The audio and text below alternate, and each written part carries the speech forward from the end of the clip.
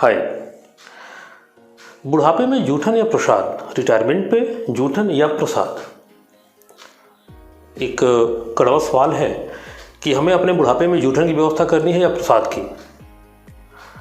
बात थोड़ी कड़वी जरूर है दोस्तों, लेकिन ये हकीकत भी है। आप सब सहमत भी होंगे अगर आपने पूरी वीडियो देख ली तो।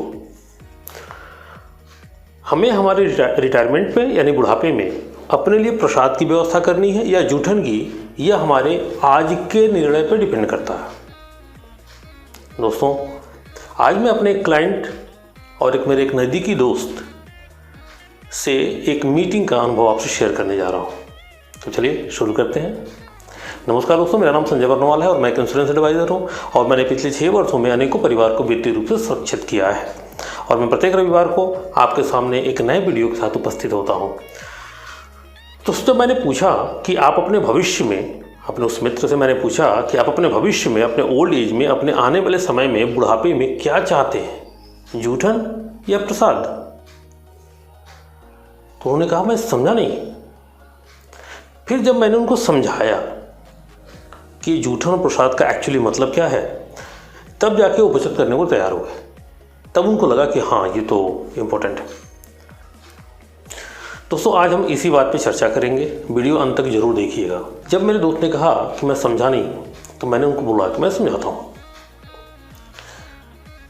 सपोज आप खाना खाने बैठे, आपके थाली में, आपके प्लेट में जो आपके सामने है, और उसमें रोटी, सब्जी, दाल, चावल और भी बहुत कुछ सब लिया हुआ है। बढ़िया से खाया, 2 रोटी, 3 रोटी, चावल भी है, ग्रेवी भी है, रायता भी है। आप खाए जा रहे हैं। खाते खाते खाते होता ना ऐसा कि फिर हमको लगता नहीं पेट भर गया, हमारे पास हमारा पूरा पेट भर गया, अब नहीं हो पाएगा, और थोड़ा सा थाली में बच गया। सबको पता है वो जो थोड़ा सा बच गया वही हमारे लिए जूठन का रहा था। लोगों ने बोला भी कि और खा लो, आपने बोला नहीं अब नहीं खा सकते। ये जो बच गया, यही हमारी गांव की भाषा में जूठन बोलते हैं। ये फेंक दिया जाता है या किसी मवेशी, किसी जानवर को दे दिया जाता है। ऑलमोस्ट तो फेंक ही दिया जाता, क्योंकि ये खाने के बाद बचा है। पहले मैं जितना खा सकता था खा लिया, जितना थाली में था सब ट्राई किया। उसके बाद जब नहीं खा पाया, इतना बच गया, अब बच गया तो वेस्ट होगा। इसी को जूठन कहा जाता है। वैसे जब हम सब पूजा करते हैं या किसी भी धर्म में हैं, तो हर धर्म में कुछ ना कुछ चढ़ावा होता है। जैसे मान लो अभी नवरात्र आने वाली है, उसका एग्जाम्पल देता हूँ आपको। हम सब नवरात्र में पूजा करने से संबंधित कुछ खाने की चीज़ें घर में बनाते हैं, साफ सुथरा। और जब भी जैसे घर में अगर बच्चे होते हैं तो कुछ बनता है, ये सब चीज़ पूजा पाठ में चढ़ाने वाली चीज़ें बनती हैं, तो बच्चे जो उसको मांगते हैं, वो जानते हैं सब लोग। हम लोग क्या बोलते हैं उनको, नहीं कोई टच नहीं करेगा, अभी कोई खाएगा नहीं, ये पूजा के लिए है, कोई छुएगा नहीं, साफ़ सुथरा रहेगा, जूठे हाथ से छूना वगैरह वगैरह वगैरह। बच्चों को बोलते नहीं अभी कुछ नहीं इसमें से, अभी आरती होगी, पूजा होगी, मंदिर में चलेंगे या पूजा घर में जाएंगे, वहाँ पे चढ़ाएंगे। अब आप वो सामग्री ले जाके मंदिर या पूजा घर में रखते हैं। जो भी पूजा करने की प्रक्रिया है उसको करते हैं, उसके बाद उसमें से थोड़ी माता रानी को अर्पित करते हैं, यानी खाने से पहले निकाल देते हैं। जैसे ही आपने खाने से पहले थोड़ा निकाल के ईश्वर के नाम पे अर्पित कर दिया, चढ़ावा चढ़ा दिया, या ईश्वर को टच करके पैर प्रणाम करके उसमें से कुछ निकाल कर रख देते हैं, अब वो क्या हो जाता है दोस्तों, अब हम उसको प्रसाद बोलते हैं। वो हमारी प्रसाद हो जाता है। अब ये खाना नहीं है, अब वो खाना नहीं रह गया, अब वो स्वीट नहीं रह गया, कोई पकवान नहीं रह गया, अब वो मिठाई नहीं रह गई, इसका नाम प्रसाद हो गया, क्योंकि खाने से पहले निकाल दिया गया। और जो खाने के बाद बचता है वो फिर जूठन हो गया, वेस्टेज।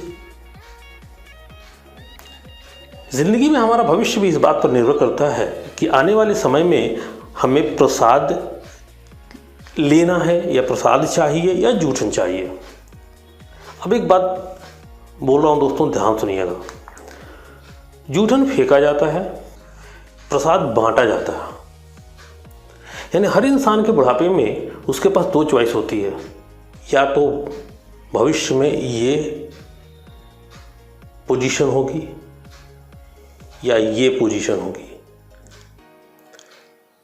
दो ही ऑप्शन हमारे पास, या तो हम अपने बच्चों के सामने हाथ फैलाएंगे मांगने के लिए, या अगर हम आज अच्छी व्यवस्था करते हैं तो हम अपने रिटायरमेंट पे, अपने बुढ़ापे पे इस पोजीशन में होंगे, अपने बच्चों को हम खुद देंगे। ये जो हो गया मांगना, ये हमारा जूठन हो गया, और ये जो हो गया ये प्रसाद हो गया। क्योंकि जूठन फेंका जाता है, प्रसाद बांटा जाता है। बच्चों को भी देते हैं, अगर प्रसाद है तो बच्चों को भी देते हैं, अपने लिए भी रखते हैं। बच्चों को बोलते हैं कि मुझे कुछ नहीं चाहिए, तुमको जो जरूरत हो तो तुम ही लेके जाओ। हमारा भविष्य हमें क्या दिखाएगा, यह हमारे आज के निर्णय पर डिपेंड करता है। हमारे भविष्य में हमें जूठन खाना है या प्रसाद खाना है, ये डिपेंड करेगा कि थाली में खाने के बाद बचा रहे हैं कि खाने से पहले निकाल रहे हैं।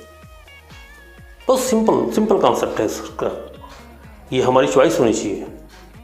इस पूरी बात का मतलब ये है कि मेरी थाली में जो भी खाना आया, जैसे मेरी कमाई, मेरी सैलरी, मेरी इनकम, मैं उसका 10%, 15%, 20% LIC में डाल दिया खाने से पहले।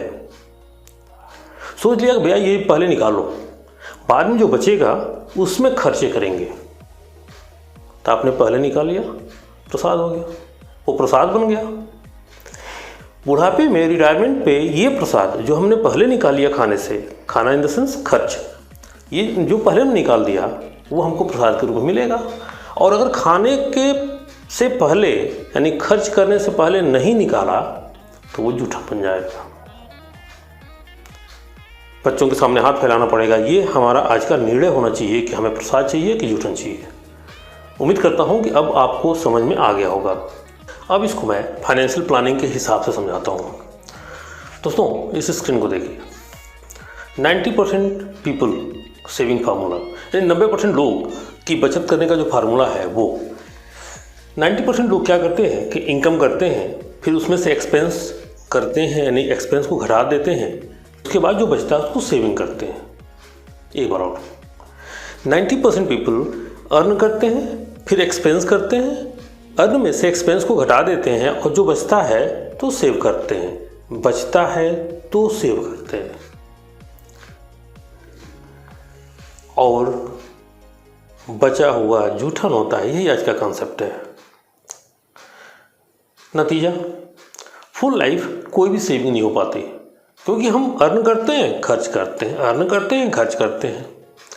जबकि जो रिच पीपल का सेविंग फार्मूला है, जो बड़े लोगों की, अमीर लोगों का जो बचत करने का फार्मूला है, वो है सिंपल सा कि हम अर्न करेंगे, ये लोग अर्न करते हैं, उसके बाद पहले ही सेविंग के लिए पैसे निकाल लेते हैं, फंड निकाल लेते हैं, उसके बाद जो बचता है उसमें वो खर्चे करते हैं। यानी पहले इनकम किया, फिर उसके बाद सेविंग का अमाउंट निकाल दिया पहले, ठीक है, उसके बाद जो बचा उसमें से वो खर्चे करते हैं। और इस तरह से जब वो जैसे 10% या 20% जब इस तरह से वो करते हैं तो वो चीज़ हमारी प्रसाद हो जाती है। वही खाने से पहले निकाल लेना प्रसाद कहलाता है। ये फाइनेंशियल प्लानिंग का एक सब्जेक्ट है। इस टॉपिक पे मेरा एक बेहतरीन वीडियो है मेरे चैनल पे, अगर आपने वो वीडियो नहीं देखा है तो ज़रूर देख लें, लिंक आपको डिस्क्रिप्शन में मिल जाएगा। दोस्तों उस वीडियो में मैंने बहुत ही सहज भाषा में समझाया है कि पहले कमाई में से खर्चा करके आप बचत करेंगे तो कभी बचत नहीं कर पाएंगे। ज़िंदगी में कभी भी बचत आप कर ही नहीं पाते। बचत का नियम ये है कि जैसे ही कमाई आए आपके खाते में आती है या आपके पास आती है, तो जो भी आपका बजट हो, 3,000 रुपये मंथली हो, 4,000 हो, 5,000 हो, पहले निकाल लें, बाद में जो बचेगा उसमें से अपने खर्चों को प्लान करें, तो ही आप अपने भविष्य के लिए बचा पाएंगे। क्योंकि बुढ़ापे में जूठन मिलेगा या प्रसाद, वो आज के निर्णय पर डिपेंड करता है। आज का निर्णय कि आपको मांगते हुए अपना रिटायरमेंट गुजारना है कि देते हुए गुजारना है, ये आप ही पर डिपेंड करता है। दोस्तों आपसे रिक्वेस्ट है कि आज ही निर्णय लीजिए और इनकम के बाद सेविंग पोर्शन निकाल के ही खर्च की आदत डाल लीजिए। पहले इनकम, फिर सेविंग का पोर्शन निकाल लिया प्रसाद के रूप में, और अभी जो बचा उस पर खर्च करें। ऐसा नहीं कि पहले इनकम हुआ उसके बाद पहले खर्चे कर लिए उसके बाद बचेगा तो बचाएंगे, नहीं तो नहीं बचाएंगे। तो फिर ऐसे तो बचत कभी नहीं हो सकती। दोस्तों ये बहुत इम्पोर्टेंट है। मेरा काम है आपको एडुकेट करना। इस वीडियो के माध्यम से मैं आपको जागरूक करना चाहता हूँ। वीडियो अंत तक देखने के लिए बहुत बहुत धन्यवाद। अगर आपको ये वीडियो पसंद आई तो लाइक, शेयर और सब्सक्राइब जरूर करें। मिलते हैं अगले संडे को।